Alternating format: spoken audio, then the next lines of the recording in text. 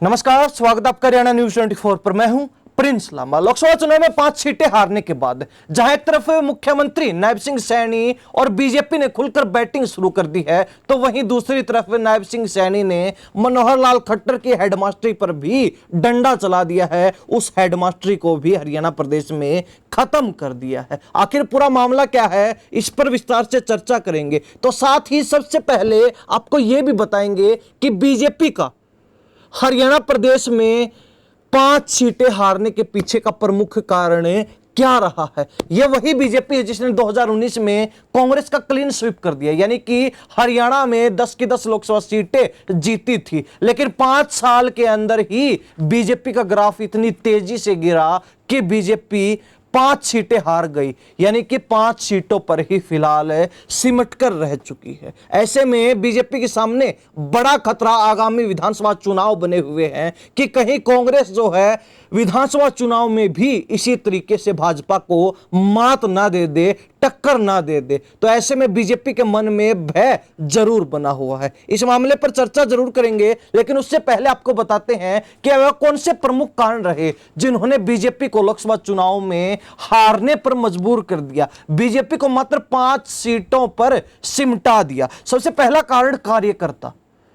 9.5 वर्षों में जब तक मुख्यमंत्री मनोहर लाल खट्टर रहे तब तक जो है कार्यकर्ताओं की भाजपा में कोई कदर नहीं हुई, कोई इज्जत नहीं हुई, कोई पूछ नहीं हुई। कार्यकर्ताओं को बिना संज्ञान में रहे, बिना जो है उनसे बातचीत के, बिना उनसे पूछे कोई भी कार्यक्रम कर दिया गया, कोई भी फैसला ले लिया गया, कोई भी जो है संगठन में बदलाव कर दिया गया। और यही सबसे बड़ा कारण रहा कि कार्यकर्ताओं की अनदेखी लोकसभा चुनाव में बीजेपी को ले बैठी। ज्यादातर प्रत्याशी जो हार का शिकार हो गए, उन्होंने कहीं ना कहीं भीतरघात के आरोप लगाए और आरोप भी भाजपा के बड़े नेताओं पर, संगठन के लोगों पर लगाए कि संगठन ने हमारा साथ नहीं दिया। संगठन के लोगों ने, जो जिम्मेवार लोग थे, जो पदों पर आसीन थे, जो पदाधिकारी थे, कहीं ना कहीं वो उम्मीदवारों के साथ धोखा कर गए। हारे हुए लगभग सभी प्रत्याशियों ने ये आरोप भाजपा पर, भाजपा के संगठन पर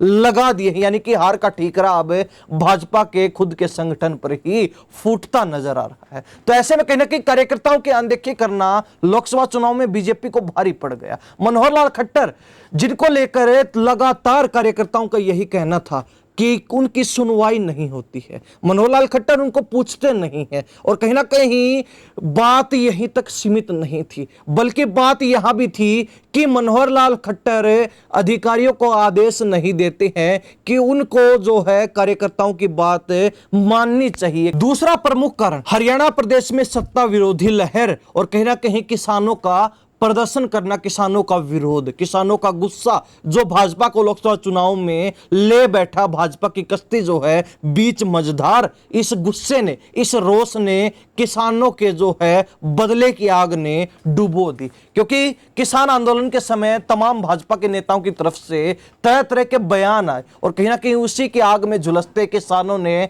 लोकसभा चुनाव के अंदर अब बीजेपी को मजा चखा दिया। वहीं दूसरी बात, जो हरियाणा प्रदेश में एक सत्ता विरोधी लहर उठी, कहीं ना कहीं उस लहर ने भी एक भारी भरकम नुकसान लोकसभा चुनाव के अंदर बीजेपी को पहुंचाया और कहीं ना कहीं बीजेपी उस क्षति को पूरा नहीं कर पाई, यानी कि उस क्षति की पूर्ति नहीं कर पाई, और पूर्ति ना होने के चलते भाजपा को 5 सीटों पर करारी हार का सामना करना पड़ा। ऐसे में कहीं ना कहीं बड़ा जो है प्रभाव मनोहर लाल खट्टर का पड़ता है, क्योंकि मनोहर लाल खट्टर जो 9.5 वर्ष तक मुख्यमंत्री जरूर रहे हरियाणा प्रदेश के, लेकिन एक मुख्यमंत्री की तरह जनता के दिलों पर, जनता के मन में कोई गहरी छाप नहीं छोड़ पाए। जनता कहीं ना कहीं मनोहर लाल खट्टर के ही खिलाफ नजर आ रही थी, और बीजेपी का तेजी से इस कदर ग्राफ गिरना हरियाणा प्रदेश में भी, उसके पीछे का बड़ा कारण मनोहर लाल खट्टर ही है।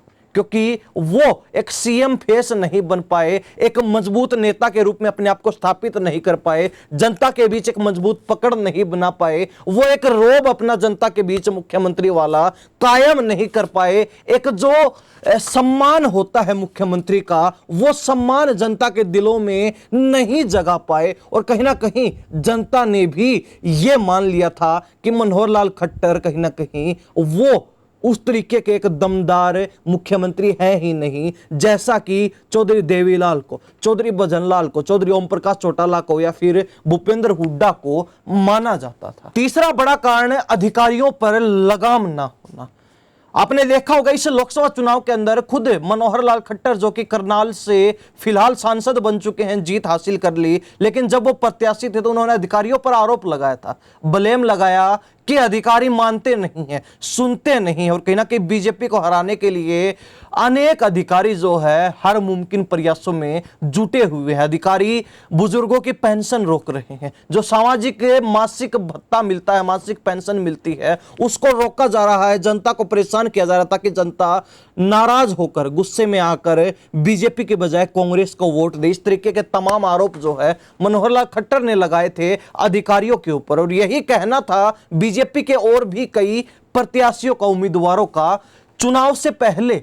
लेकिन अब कहीं ना कहीं एक बड़ा लूप होल जो बीजेपी ने छोड़ दिया वो अधिकारी रहे, वो एडमिनिस्ट्रेशन रहा। कहीं ना कहीं पिछले 9.5 वर्षों में यह बात जनता की तरफ से भी, बीजेपी के संगठन की तरफ से भी, और कहीं ना कहीं कार्यकर्ताओं की तरफ से भी हाईकमान के, आला कमान के, शीर्ष नेतृत्व के संज्ञान में लाई गई कि अधिकारी मनमानी करते हैं, अधिकारी बीजेपी के कार्यकर्ताओं के नहीं मानते, जनता का काम नहीं करते और कहीं ना कहीं जनता को परेशान करते। लेकिन मनोहर लाल खट्टर के कानों पर जू तक नहीं रेंगी, और उसी का एक बड़ा खामियाजा इस लोकसभा चुनाव में भाजपा को उठाना पड़ा। वो खामियाजा जो है 5 सीटें गवाकर चुकाना पड़ा है, और कहीं ना कहीं अधिकारियों पर अब भी लगाम ना कस पाना बीजेपी के लिए एक बड़ी मुसीबत आगामी विधानसभा चुनाव में बन सकता है। तो ये वो 3 प्रमुख कारण जो भाजपा को लोकसभा चुनाव में ले बैठे, और हरियाणा प्रदेश में बीजेपी 5 सीटें हार गई, 5 सीटें बीजेपी ने गंवा दी। लेकिन बड़ी बात जो है, अब कहीं ना कहीं बीजेपी और मुख्यमंत्री नायब सिंह सैनी एक्शन मोड में नजर आ रहे हैं। हरियाणा प्रदेश में खुलकर बैटिंग शुरू कर दी है। पिछले कुछ दिन के अंदर आपने देखा होगा धड़ाधड़ नायब सिंह सैनी की तरफ से परियोजनाओं पर परियोजनाएं आउट की जा रही है, पास की जा रही है, और कहीं ना कहीं निर्देश तक दे दिए गए हैं, आदेश तक बीजेपी की तरफ से, सरकार की तरफ से दे दिए गए हैं कि जो भी परियोजनाएं अधर में लटकी हैं उनको जल्द से जल्द, यानी कि विधानसभा चुनाव से पहले तक अंतिम चरण में, अंतिम रूप में पहुंचा दिया जाए, ताकि बीजेपी जो है उन परियोजनाओं को अपनी उपलब्धि के रूप में गिनवा के जनता के बीच जो है अपना एक रिपोर्ट कार्ड पेश कर सके कि हमने हरियाणा प्रदेश में यह किया है। लेकिन दूसरी तरफ आपने देखा होगा कि इस चुनाव के अंदर, लोकसभा चुनाव में, जहां जाट वोट बैंक और एससी वोट बैंक भाजपा से खिसककर कांग्रेस के पास चला गया, तो कहीं ना कहीं उनको लुभाने के लिए, गरीब लोगों को लुभाने के लिए, और कहीं ना कहीं एससी वर्ग को विशेषकर जो है प्रभावित करने के लिए बीजेपी ने प्लॉट वितरण स्कीम भी दोबारा शुरू कर दी है, और हजारों लोगों को प्लॉट भी हरियाणा प्रदेश में सभी जिलों के अंदर वितरित की गई, जिसमें एक बड़ा जो है धड़ा एससी वर्ग से संबंधित है, एससी वोट बैंक से आता है। तो ऐसे में कहीं ना कहीं सियासी दांवपेच विधानसभा चुनाव को लेकर अभी से जो है बीजेपी ने लगाने शुरू कर दिए हैं। विधानसभा चुनाव में तीसरी बार कैसे जीता जाए उसकी गोटियां फिट करनी, गोटियां सेट करनी बीजेपी ने अभी से शुरू कर दी है। तो वही दूसरी तरफ अगर बात की जाए बीजेपी की, तो बीजेपी की तरफ से भी तमाम जो है प्रयास किए जा रहे हैं कि संगठन को मजबूत किया जाए, क्योंकि इस चुनाव में जिस तरीके से संगठन पर आरोप लगे, जिस तरीके से संगठन की एक कमजोर भूमिका रही, और उसके चलते भी बीजेपी को एक बड़ा झटका लगा, बड़ा आघात पहुंचा। तो ऐसे में संगठन को मजबूत किया जाए, जो संगठन की जिम्मेवारी यानी कि प्रदेश अध्यक्ष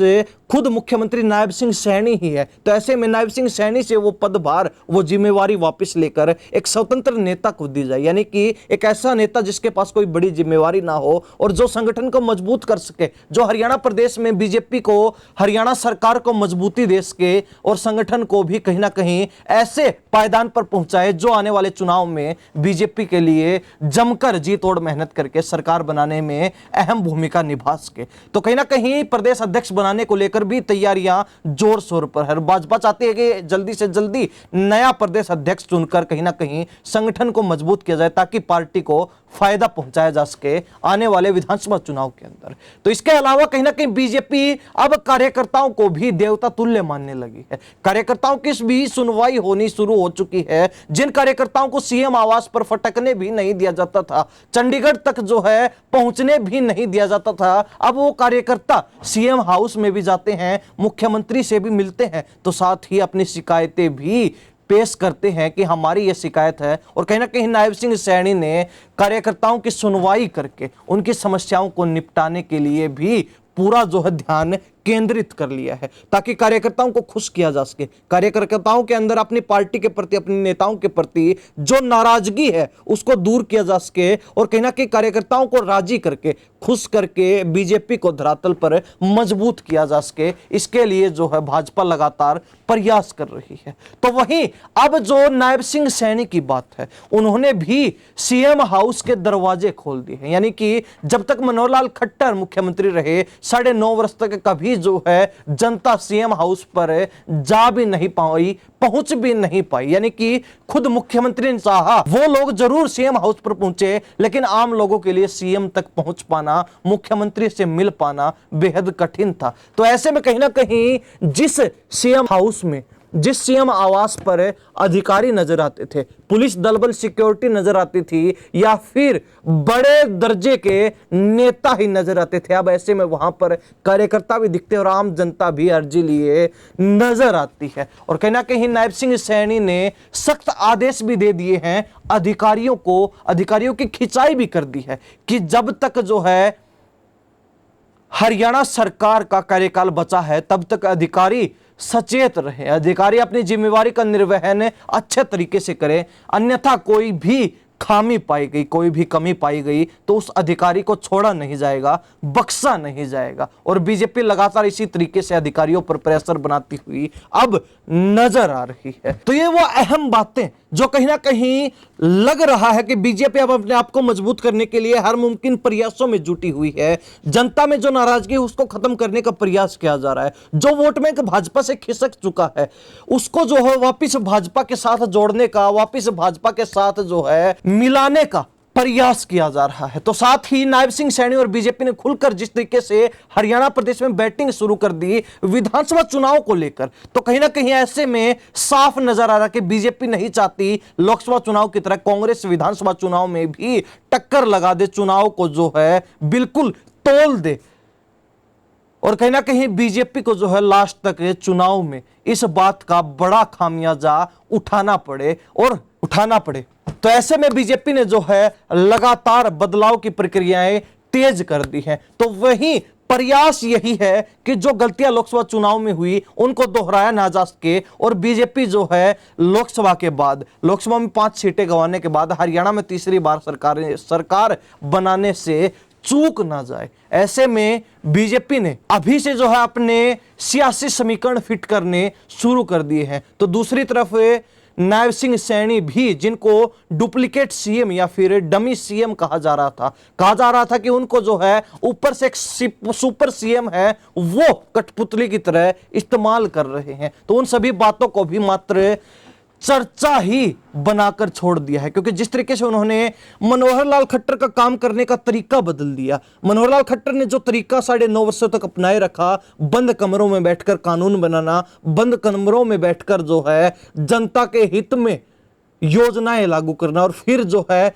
सामने आकर यह कहना कि हमने तो प्रयास किया जनता को फायदा पहुंचाया जा सके, लेकिन अब जनता अगर मानती है कि ये योजनाएं उनके हित में नहीं है तो हम उनको वापस ले लेंगे। लेकिन कभी उन्होंने प्रयास नहीं किया कि जनता के बीच जाकर पहले जनता से चर्चा की जाए कि आपके लिए हम ये करने जा रहे हैं, तो आपको क्या लगता है, आपको कितना सही लगता है। लेकिन ऐसा कभी देखने को नहीं मिला। पर अब नायब सिंह सैनी ने जो है पूरा माहौल बदल कर रख दिया है। नायब सिंह सैनी कहीं ना कहीं सुपर सीएम की बात को गलत करार देकर अपने आप को जो है एक सही और जो है सटीक सीएम साबित करने में जुट चुके हैं। हालांकि करनाल विधानसभा के उपचुनाव में भी 95,000 वोट लेकर नायब सिंह सैनी ने मनोहर लाल खट्टर के भी पिछले दोनों चुनाव के रिकॉर्ड तोड़ दिए। तो वहीं दूसरी तरफ अगर बात की जाए सैनी की, तो सैनी ने अब फिलहाल मनोहर लाल खट्टर के हेडमास्टरी पर डंडा चला दिया, उस हेडमास्टरी को खत्म करने का काम किया। तो वहीं अब जो है प्रदेश की राजनीति में मनोहर लाल खट्टर की संलिप्तता को भी घटा दिया है नायब सिंह सैनी ने। आप इस बारे में क्या सोचते हैं? क्या भाजपा जिस तरीके से काम कर रही है वो अपने मंसूबों पर खरी उतर पाएगी? क्या अपने प्लान में कामयाब हो पाएगी, सफल रहेगी? क्या सोचते हैं? कमेंट अपनी राय जरूर रख दीजिए। तो साथ ही यह भी बता दीजिए कि तीसरी बार क्या हरियाणा प्रदेश में बीजेपी सरकार बनाने में कामयाब रहेगी, या फिर कांग्रेस जो इस बार बीजेपी को धूल चटाने वाली है विधानसभा चुनाव में भी? क्या सोचते हैं? अपनी राय कमेंट में जरूर रख देना। इन्हीं सब बातों के साथ मैं प्रिंस लांबा, हरियाणा न्यूज़ 24। नमस्कार, जय हिंद।